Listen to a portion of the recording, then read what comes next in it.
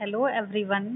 अभी तक हमने शैशवावस्था में संवेगात्मक विकास के विषय में अध्ययन किया। अब हम पूर्व बाल्यावस्था व पश्चात बाल्यावस्था के विकास के विषय में जानेंगे। सबसे पहले पूर्व बाल्यावस्था में संवेगात्मक विकास अर्थात पूर्व बाल्यावस्था में विकास किस प्रकार से होता है। पूर्व बाल्यावस्था अर्थात 2 वर्ष से लेकर 5 वर्ष तक की या 6 वर्ष तक की अवस्था, इस अवस्था को हम पूर्व बाल्यावस्था कहते हैं। यह वह अवस्था है जिसमें बच्चा थोड़ा बड़ा तो हो जाता है लेकिन उसे इतनी ज़्यादा समझ नहीं होती। शैशवावस्था की अपेक्षा उसमें संवेग बढ़ जाते हैं और इस अवस्था में सबसे ज़्यादा बच्चे में ईर्ष्या की भावना भी बच्चे में आने लगती है। 5 वर्ष तक की उम्र तक बच्चे में क्रोध, घृणा, डर, ईर्ष्या, जिज्ञासा, खुशी, स्नेह आदि संवेगों का विकास हो जाता है। यह वह अवस्था होती है जिसमें संवेगात्मक अवस्था तीव्र अवस्था में होती है, अर्थात इस अवस्था में बच्चे को गुस्सा भी जल्दी आता है और बच्चा खुश भी जल्दी से हो जाता है। गुस्सा उसकी बात ना मानने पर उसे गुस्सा आने लगता है और अगर उसकी पसंद की कोई चीज़ दिलवा दी जाए तो उसे खुशी होती है और वह खुश हो जाता है। इस अवस्था में बच्चा जल्दी जल्दी से तनाव भी लेने लगता है।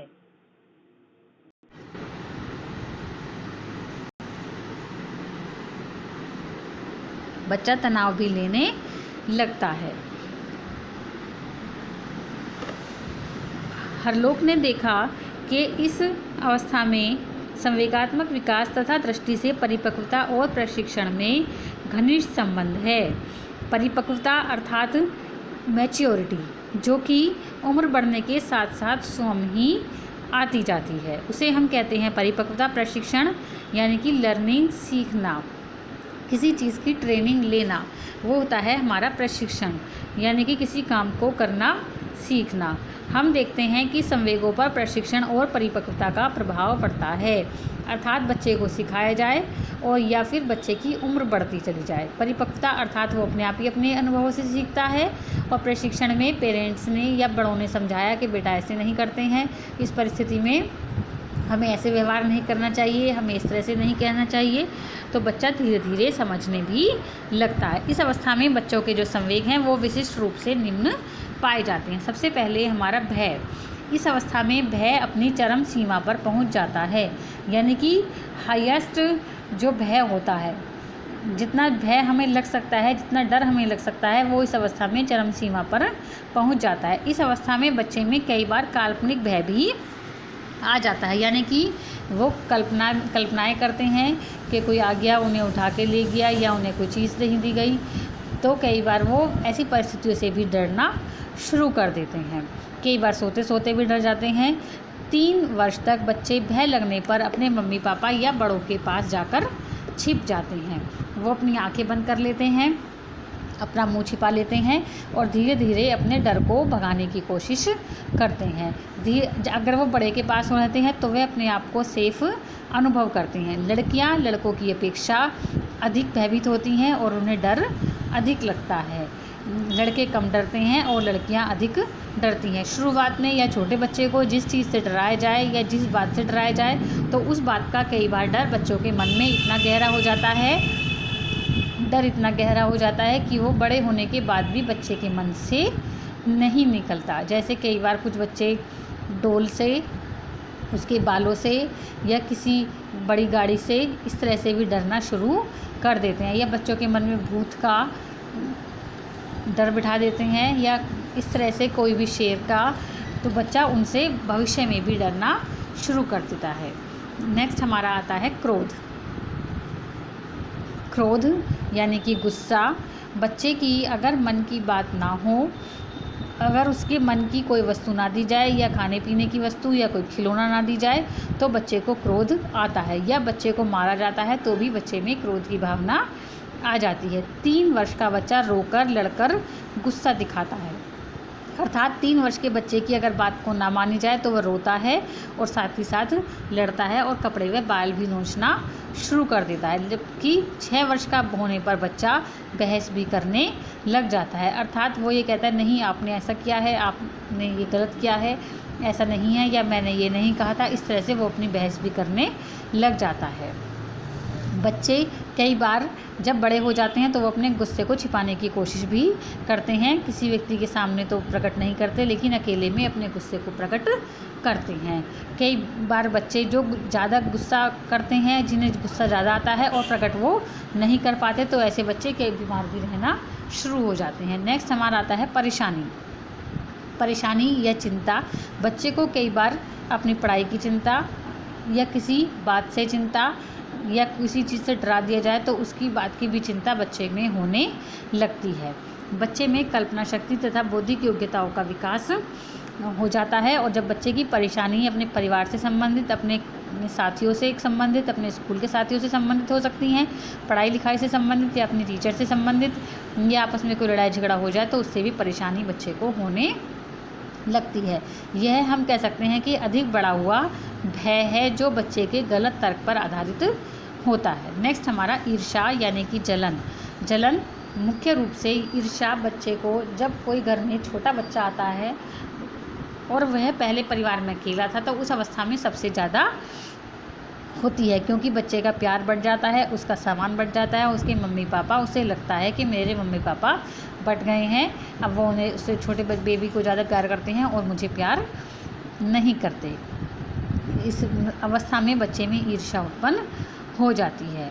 लड़कों की अपेक्षा लड़कियों में अधिक ईर्ष्या उत्पन्न होती है, और मंद बुद्धि बच्चों की अपेक्षा तीव्र बुद्धि बच्चों में ईर्ष्या की भावना अधिक होती है।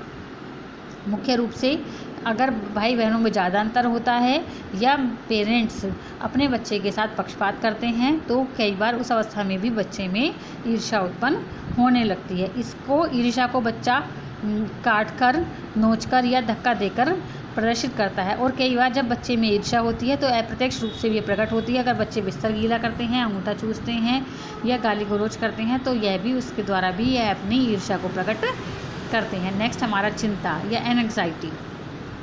चिंता एक कष्टप्रद मानसिक स्थिति है। इसमें बच्चा अपने भविष्य की बातों को सोचता है और उससे चिंतित रहने लगता है। कई बार बच्चा दिन में सपने भी देखता है और रात को सोते समय भी उसे चिंता अधिक होती है, तो जिसकी वजह से वह बिस्तर भी कई बार गीला कर देता है।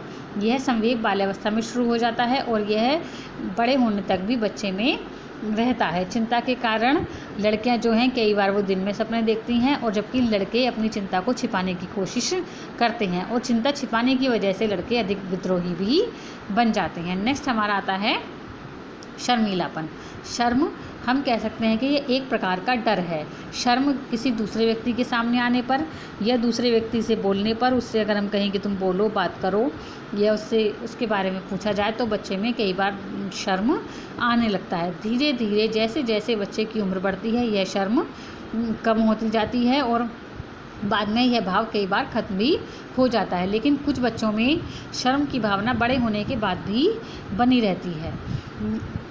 अगर बच्चे में शर्म होती है तो उसमें मानसिक समायोजन में मुश्किल आती है। शर्मीले बच्चे ग्रुप में कम पसंद किए जाते हैं, अर्थात इनके जो फॉलोअर्स होंगे, इनके पसंद करने वाले व्यक्ति कम होंगे और इन्हें कोई भी ज़्यादा अपने साथ खिलाना पसंद नहीं करता। नेक्स्ट हमारा जिज्ञासा। जिज्ञासा अर्थात किसी भी चीज़ को जानने की इच्छा। जिज्ञासा बच्चों को नई बात सीखने, समझने में सहायक भी होती है। यह बच्चों में एक सुखद भावना होती है और यह बच्चों को उत्तेजित कर देती है। बच्चा जब नए वातावरण में जाता है या नए व्यक्ति से मिलता है, नए स्कूल में गया, तो उसमें किसी भी चीज़ को जानने की इच्छा उत्पन्न होती है और वह हर नई चीज़ के प्रति जिज्ञासा उत्पन्न करता है। 3 वर्ष का बच्चा अपनी जिज्ञासा की पूर्ति प्रश्नों को पूछकर करता है, जिससे बच्चे का बौद्धिक विकास होता है। जबकि 6ठे वर्ष के अंत तक बच्चे का जो प्रश्न पूछना है वो चरम सीमा पर पहुंच जाता है, यानी वो बहुत ज़्यादा प्रश्न पूछने लगता है। 3 वर्ष से शुरू होकर 6 वर्ष तक प्रश्न पूछना या जिज्ञासा की भावना अपनी चरम सीमा पर पहुंच जाती है। नेक्स्ट हमारा आनंद या सुख, या इसको हम कह सकते हैं इंजॉय करना, आनंद लेना। बच्चे किसी वस्तु के मिलने पर, किसी चीज़ के मिलने पर, चाहे वो खिलौना है, चाहे वो खाने की सामग्री है, मिलने पर खुश हो जाते हैं। वह बच्चे नए नए कार्यों को करके भी खुश होते हैं और सफलता प्राप्त करने में उन्हें आनंद मिलता है। यदि बच्चे को शारीरिक आराम मिलता है तो उम्र बढ़ने के साथ साथ बच्चे की आनंद की प्राप्ति सामाजिक संपर्क से होती है। कुछ बच्चे जो बहिर्मुखी होते हैं वो ग्रुप में रहना चाहते हैं और ग्रुप में रहकर आनंद की प्राप्ति करते हैं। नेक्स्ट हमारा स्नेह अर्थात अफेक्शन। यह स्नेह की अवस्था में क्या परिस्थिति होती है, हमारा होठ कांपने लगते हैं, खुशी होती है, मुस्कुराते हैं, शरीर में सिहरन सी हो जाती है और जो हमारी वाणी है वो मधुर हो जाती है। ये स्नेह के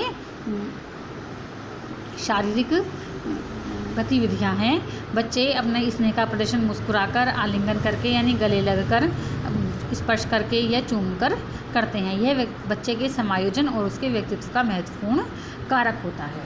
अब तक हमने देखा कि पूर्व बाल्यावस्था में संवेगात्मक विकास किस प्रकार से होता है। हम देखेंगे कि पश्चात बाल्यावस्था में संवेगात्मक विकास किस प्रकार से होता है।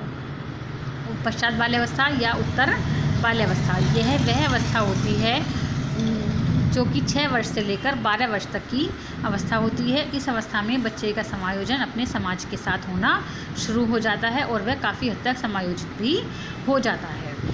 अगर वह समाज द्वारा स्वीकृत व्यवहारों को अपनाता है तो उसका समायोजन अच्छा होता है और अगर वह ऐसा नहीं करता तो उसका समायोजन भी इतना अच्छा नहीं होता। इस अवस्था में बच्चे सबसे अधिक भावुक होते हैं और उनकी भावनाएं जो हैं चरम सीमा पर पहुंच जाते हैं और वे अपनी भावनाओं का प्रदर्शन करना भी बच्चे सीख जाते हैं। इसमें सबसे पहले हमारा आता है भय अर्थात डर। इस अवस्था में सामान्य भय, बीमारी, चिकित्सा, दुर्घटना, कार्य में असफलता या उपहास के पात्र बनना आदि, अर्थात किसी बीमारी से डर कि मैं बीमार ना हो जाऊं, दुर्घटना में किसी प्रकार की चोट लगना या हमने कार्य में असफलता। बच्चे को कई बार ये लगता है कि स्कूल से कोई काम दिया गया और बच्चे का वो काम पूरा नहीं हुआ तो उसका बात का भी डर लगता है, या उपहास के पात्र बनना, या उसे ये रहता है कि समूह में मैं किसी की मजाक का पात्र ना बन जाऊं।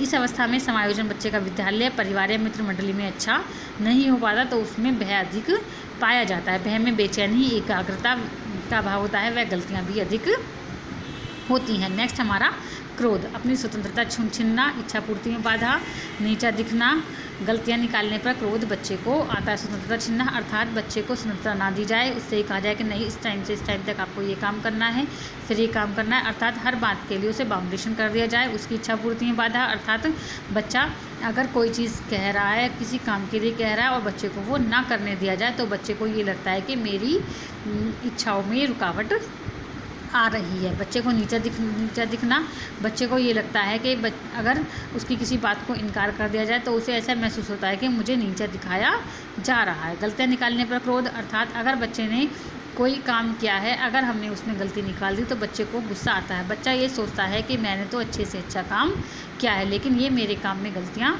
निकाल रहे हैं, तो ऐसी अवस्था में बच्चे को गुस्सा आने लगता है। बच्चे को चिढ़ाने पर या उपदेश देने पर अर्थात कोई भी अच्छी बात बताने पर भी बच्चे को गुस्सा आता है। यह व्यक्ति, वस्तु, परिस्थिति या स्वयं पर आ सकता है, यानी कि दूसरा व्यक्ति जो सामने वाला व्यक्ति है किसी वस्तु पर। बच्चे कई बार वस्तुओं को फेंककर, तोड़कर, फोड़कर भी अपना गुस्सा प्रकट करते हैं किसी परिस्थिति पर, या उसे अपने आप पर भी आ सकता है। बच्चे कई बार अपना गुस्सा अपने आप को टॉर्चर करके भी प्रकट करते हैं। नेक्स्ट हमारा ईर्ष्या, अधिकार व स्नेह छीनना, पक्षपातपूर्ण व्यवहार बालक में ईर्ष्या उत्पन्न करते हैं, अर्थात बच्चे का अगर स्नेह छीन जाए तो बच्चे में ईर्ष्या की भावना आ जाती है। ईर्ष्या में बच्चा बुराई करता है, दूसरे को हानि पहुंचाने की कोशिश करता है, झगड़ता है, चिढ़ाता है या दूसरे व्यक्तियों को नीचा दिखाता है आदि व्यवहार ईर्ष्या के अंदर पाए जाते हैं। ईर्ष्या की भावना लड़कियों में लड़कों की अपेक्षा अधिक होती है। नेक्स्ट हमारा जिज्ञासा, नई जानकारियाँ बच्चे को प्रेरित करती हैं बच्चे में और नई चीज़ों को जानने की इच्छा उत्पन्न होती है। इस अवस्था में बच्चे में वन्य जीवन, नए आविष्कार या कोई विचित्र चीज़ बच्चे की जिज्ञासा का केंद्र होते हैं। विद्यालय संचार के माध्यम अर्थात फ़ोन, टीवी, मित्रमंडली उसकी जिज्ञासा को बढ़ाने का काम करते हैं। बच्चे शुरू में प्रश्नों के द्वारा, अब हमने देखा पूर्व बाल्यावस्था में बच्चा प्रश्न पूछता है, बच्चे शुरू में प्रश्नों के द्वारा अपनी जिज्ञासा को शांत करते हैं और जैसे जैसे बड़े होते जाते हैं वह पढ़कर, आपस में बातचीत करके या फिर संचार माध्यमों के से अपनी जिज्ञासा को शांत करते हैं। नेक्स्ट हमारा आता है हर्ष व आनंद। अर्थात खुशी होना, इस बच्चे की इच्छाओं की पूर्ति होना, उसे लक्ष्य में सफलता मिलना, खेलने में जीतना बच्चे के हर्ष के प्रेरक हैं, उद्दीपक हैं। बच्चा उसमें खुशी अनुभव होता है, यह है खुशी के सकारात्मक भाव होते हैं। इसमें बच्चे को संतोष मिलता है। बच्चे अपनी खुशी अपनी मित्र मंडली में खुलकर व्यक्त करते हैं। खुशी बच्चे मुस्कुराकर, हंसकर, खिलखिलाकर, ताली बजाकर कई बार कूदते हैं, उछलते हैं या ज़मीन पर भी लोटपोट हो जाते हैं, या कई बार पेट पकड़कर जोर जोर से हंसते हैं और इस हंसते हंसते कई बार बच्चे के आंसू भी निकल जाते हैं। ये बच्चे की इस प्रकार बच्चे अपनी खुशी प्रकट करते हैं। नेक्स्ट, स्नेह। इस अवस्था में बच्चे में स्नेह का संवेग किसी व्यक्ति या किसी वस्तु से जुड़ा हुआ हो सकता है जो बच्चे को खुशी देते हैं, जैसे कि घर में जो उसकी इच्छाओं की पूर्ति करता है वो व्यक्ति, या उसकी जो तारीफ़ करता है वह व्यक्ति, उसके साथ ही विद्यालय में खुश करने वाले और जो प्रशंसा करते हैं वो शिक्षक बच्चे में खुशी का संवेग उत्पन्न करते हैं। उन व्यक्तियों से, वस्तुओं से बच्चे को स्नेह होता है। बच्चे में सहानुभूति में भी स्नेह दिखाते हैं। स्नेह में स्पर्श, सहलाना, चिपटना, चूमना आदि व्यवहार बच्चा करता है।